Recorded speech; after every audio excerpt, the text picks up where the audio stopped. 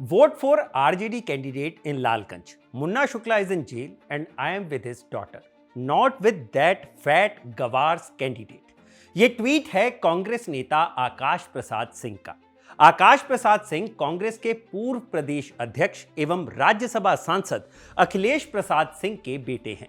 2024 लोकसभा चुनाव में वो महाराजगंज से कांग्रेस के प्रत्याशी भी रहे हैं.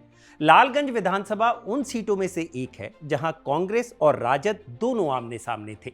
हालांकि कल रात कांग्रेस के उम्मीदवार ने अपना नॉमिनेशन वापस लेते हुए शिवानी को समर्थन देकर गठबंधन धर्म निभाने का फैसला लिया. लेकिन यह सिर्फ एक सीट का मामला नहीं है. कांग्रेसी नेता होने के बावजूद आकाश सिंह खुलकर राजद उम्मीदवार के पक्ष में खड़े नजर आते हैं.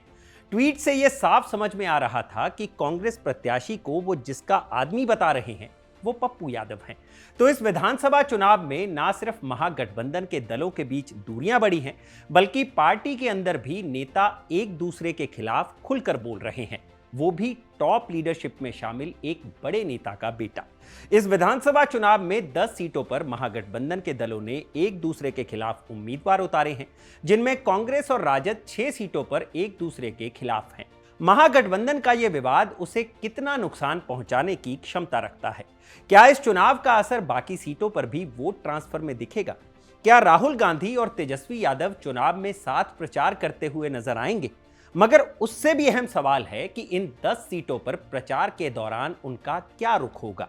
आज के इलेक्शन वॉच एपिसोड में इसी घमासान और उसके संभावित परिणामों को डीकोड करने की कोशिश करेंगे.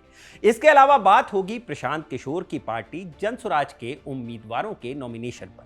जनसुराज के उम्मीदवार कहीं तो नॉमिनेशन ही नहीं कर रहे और नॉमिनेशन करने के बाद विथड्रॉ कर रहे हैं. फिर भाजपा नेताओं के साथ उनकी तस्वीर आ जाती है. तो नॉमिनेशन के बाद भी बिहार में क्या कुछ पक रहा है, उस पर भी हमारी नजर होगी. नमस्कार, मैं हूं भूपेंद्र सोनी और आप देख रहे हैं बिहार चुनाव को लेकर हमारा बुलेटिन इलेक्शन वॉच. सबसे पहले बात उन सीट्स की जहां इस चुनाव में महागठबंधन के उम्मीदवारों के बीच फ्रेंडली फाइट देखने को मिलेगी. इसमें सबसे ज्यादा चर्चित सीट थी लालगंज, जिसे अब लिस्ट से एक्सक्लूड कर सकते हैं. इस सीट से राजद की प्रत्याशी हैं बाहुबली मुन्ना शुक्ला की बेटी शिवानी शुक्ला और कांग्रेस प्रत्याशी थे आदित्य राज कुमार. वैशाली जिले में ही दूसरी विधानसभा सीट है वैशाली. यहां से राजद के उम्मीदवार हैं अजय कुशवाहा और कांग्रेस से संजीव कुमार. वारसिलीगंज से राजद की उम्मीदवार हैं कुमारी अनीता और कांग्रेस ने मंटन सिंह को टिकट दिया है. बेतिया जिले की बात करें तो वहां के नरकटियागंज विधानसभा क्षेत्र से राजद के उम्मीदवार हैं दीपक यादव और उनके खिलाफ कांग्रेस ने शाश्वत केदार पांडे को उम्मीदवार खड़ा किया है. सुल्तानगंज विधानसभा की बात करें तो यहां से राजद के उम्मीदवार हैं चंदन सिन्हा और कांग्रेस ने ललन यादव को टिकट दिया है. सिकंदराबाद विधानसभा सीट से राजद के उदय नारायण चौधरी और कांग्रेस के विनोद चौधरी फ्रेंडली फाइट में होंगे. एक और सीट है कहलगांव. यहां के राजद के कैंडिडेट हैं रजनीश यादव और कांग्रेस ने प्रवीण कुशवाहा को उनके खिलाफ टिकट दिया है.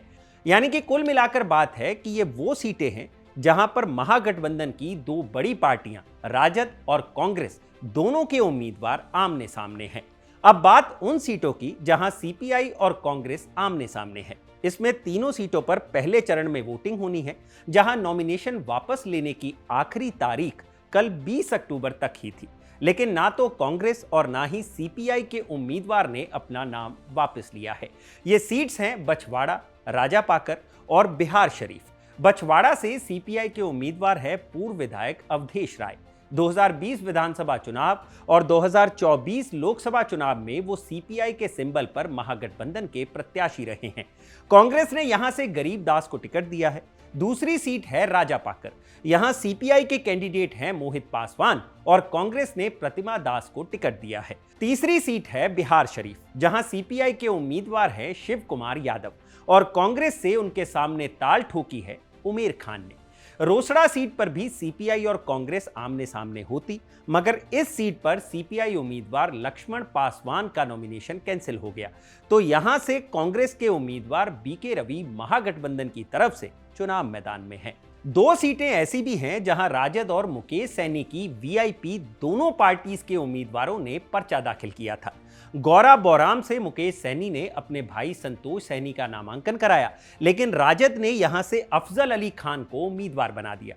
जबकि महागठबंधन में सबसे ज्यादा मनाने में समय मुकेश सहनी को लगा है। हालांकि धीरे धीरे पता चला है कि माना कोई भी नहीं है। इस सीट पर पहले चरण में ही मतदान है, तो नॉमिनेशन वापस लेने का विकल्प इस सीट पर खत्म हो चुका है। इस बीच मुकेश सहनी ने आज कहा है कि महागठबंधन की तरफ से संतोष सहनी ही एकमात्र उम्मीदवार हैं। दूसरी सीट है तारापुर, जहां से डिप्टी सीएम सम्राट चौधरी चुनाव लड़ रहे हैं।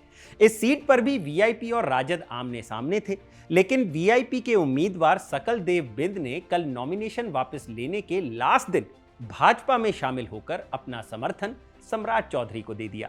इस तरह वहां मुकाबला अब राजद के उम्मीदवार अरुण शाह और सम्राट चौधरी के बीच होगा। लेकिन एक चीज गौर करने वाली है कि इक्का दुक्का सीटों को छोड़ दिया जाए तो महागठबंधन में सबसे ज्यादा उम्मीदवार कांग्रेस के खिलाफ ही उतारे गए हैं। इससे एक संकेत निकल कर आता है कि राजद से बैर नहीं और कांग्रेस तेरी खैर नहीं। राजद और कम्युनिस्ट पार्टियों का अलायंस आमतौर पर दोनों पार्टियों को मजबूत करता है। ये एक नेचुरल अलायंस की तरह है, जिसका नतीजा पिछले विधानसभा चुनाव में दिखा, जब दक्षिण और मध्य बिहार की ज्यादातर सीटों पर राजद और माले का डोमिनेंस रहा।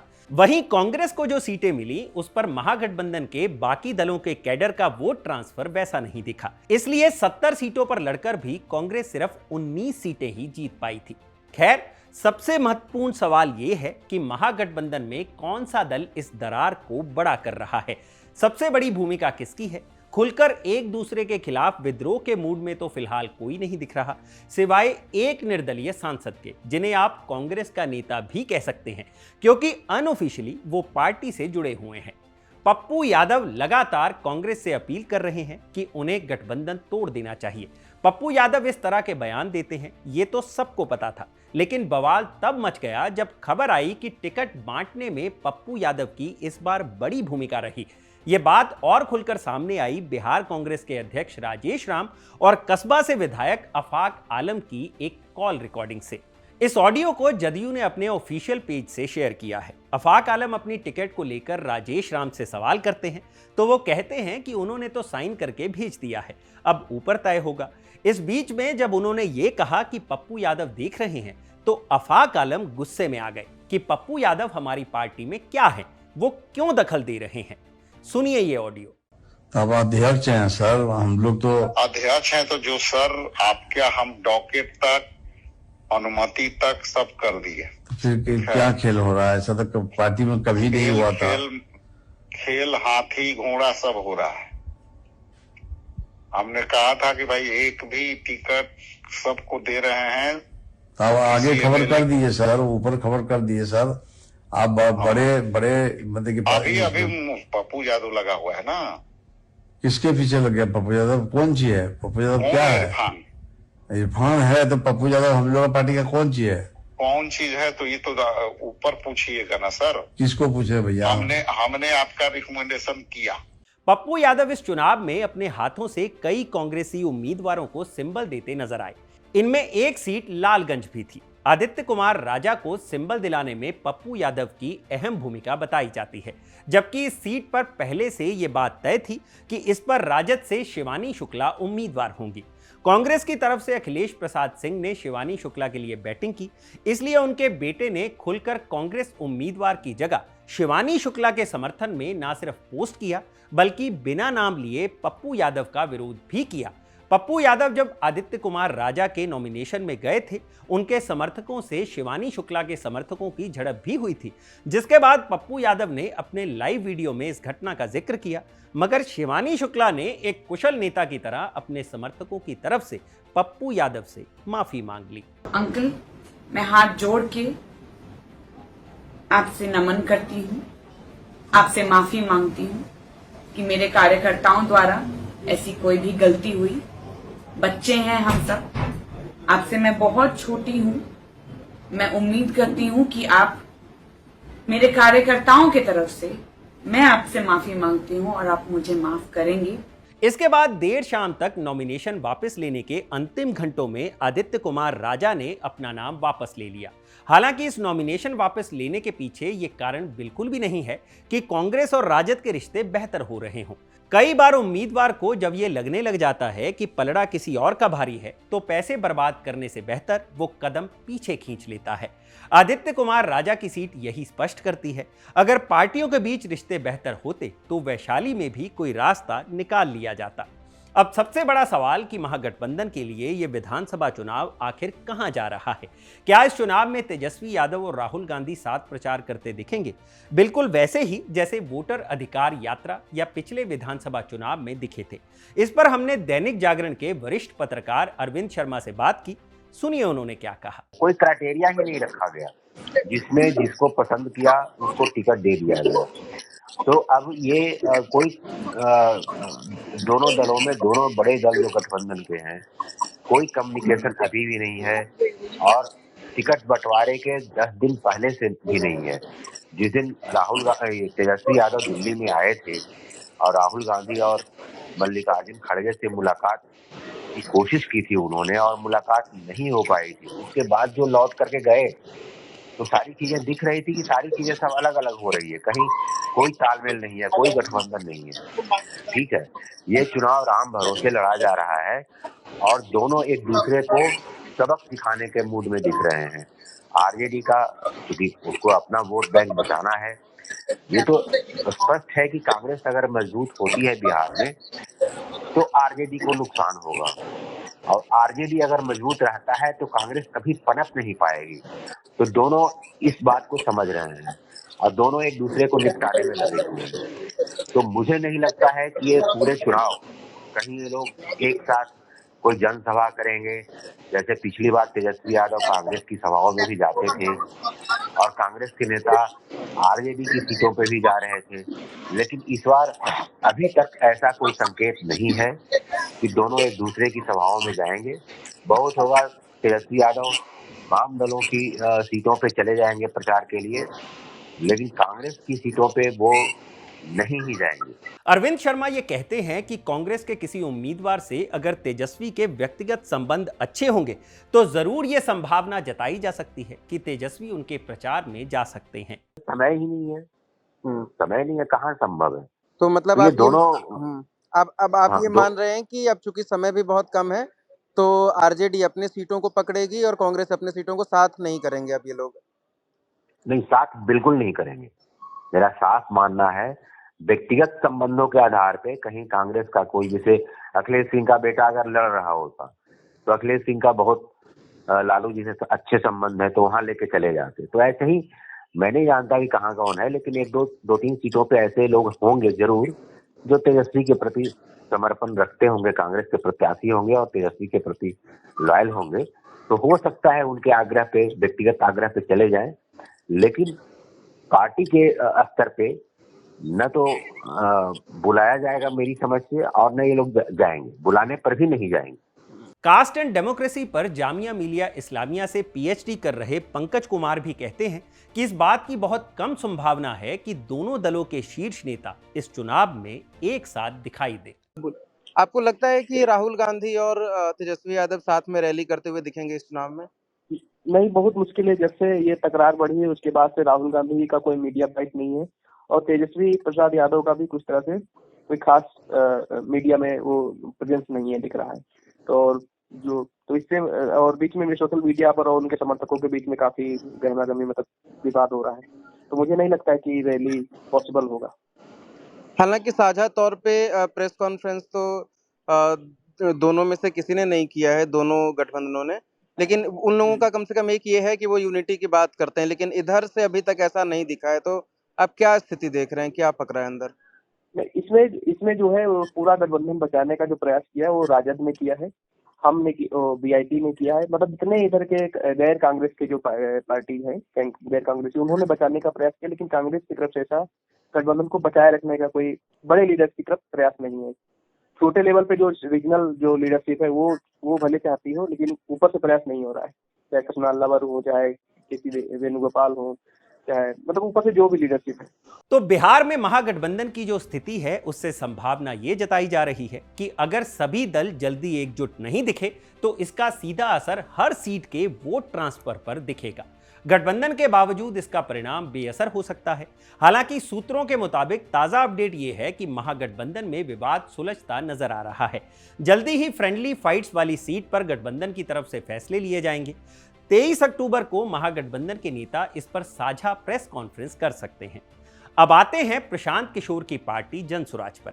इस विधानसभा चुनाव में जनसुराज 243 सीटों पर अकेले चुनाव लड़ने जा रही थी। कल नॉमिनेशन विथड्रॉ करने के आखिरी दिन गोपालगंज से जनसुराज के उम्मीदवार शशि शेखर सिन्हा और ब्रह्मपुर से सत्य प्रकाश तिवारी ने अपना नाम वापस ले लिया। इससे पहले नामांकन के आखिरी दिन दानापुर से जनसुराज के उम्मीदवार अखिलेश कुमार नॉमिनेशन ही नहीं कर सके।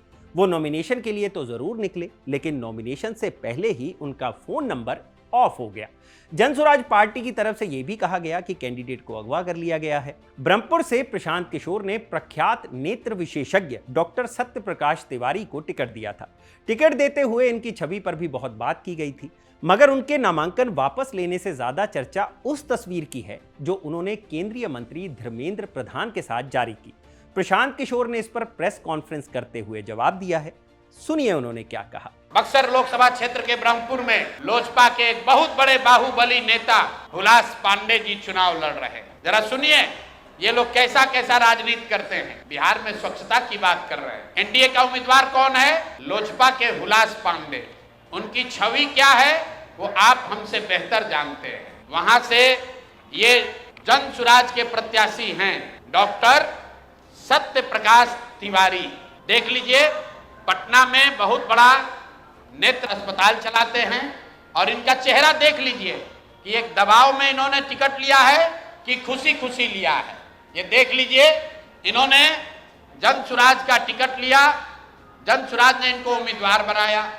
3 दिनों तक इन्होंने सक्रियता से वहां प्रचार किया, लेकिन कल जब नामांकन वापस लेने की अंतिम तारीख था, परसों रात तक ये साहब अभियान में लगे हुए थे, प्रचार कर रहे थे और कल सुबह में अचानक से भाई साहब ने अपना उम्मीदवारी, अपना नामांकन वापस लिया है। और वापस लेने के पीछे का चित्र देख लीजिए। उन्होंने एक चित्र जारी किया है कि जहां पर डॉक्टर साहब अपना नामांकन वापस ले रहे हैं, हम चित्र जारी कर रहे हैं। देखिए धर्मेंद्र प्रधान हैं और यही डॉक्टर सत्य प्रकाश तिवारी हैं। इनके घर पर बैठ के इनको देखिए क्या किया जा रहा है। प्रशांत किशोर ने गृह मंत्री अमित शाह और भाजपा के केंद्रीय नेतृत्व पर यह आरोप लगाया कि वो जनसुराज के उम्मीदवारों को डरा धमकाकर नाम वापस लेने का दबाव बना रहे हैं। पूरे समाज ने मिलकर यह तय किया कि मुटुर शाह जी को भैया आप टिकट दीजिए।